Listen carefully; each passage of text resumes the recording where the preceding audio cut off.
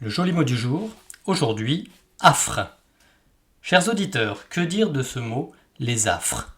Tout d'abord, on dirait un aboiement, vous ne trouvez pas? Affres, affres, warf, warf.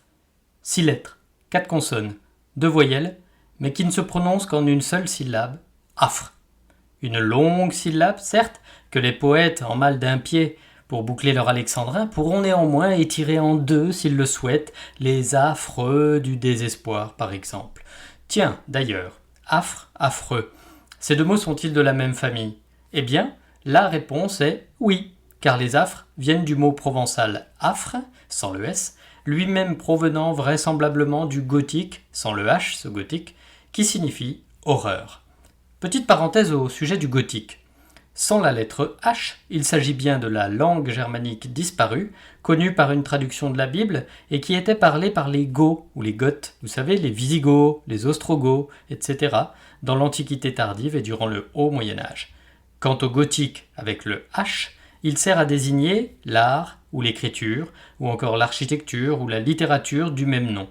De même qu'il se dit du mouvement issu de la contre-culture punk, dont l'esthétique romantique et macabre s'exprime par une musique sombre, par le port des vêtements noirs et d'un maquillage blafard. Fermons la parenthèse pour en revenir à nos affres. Il s'agit donc d'un terme très littéraire, désignant une très grande angoisse, une extrême frayeur, des tourments physiques, intellectuels ou moraux. Exemple, les affres de la guerre, les affres du temps ou encore les affres de l'amour.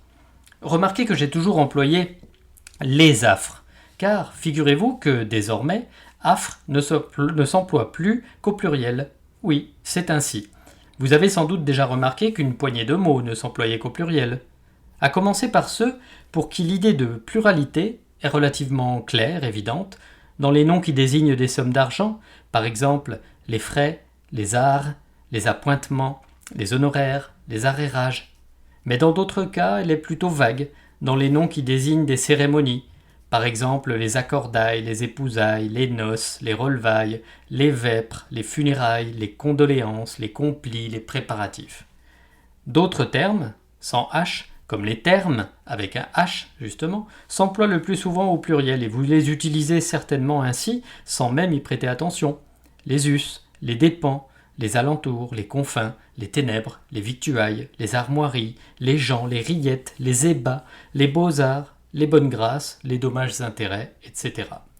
Tout cela faisant la richesse de notre succulente langue française, à laquelle je tente de rendre hommage dans ces petites chroniques, m'amène à évoquer ces 3 jolis mots que sont amour, orgue et délice.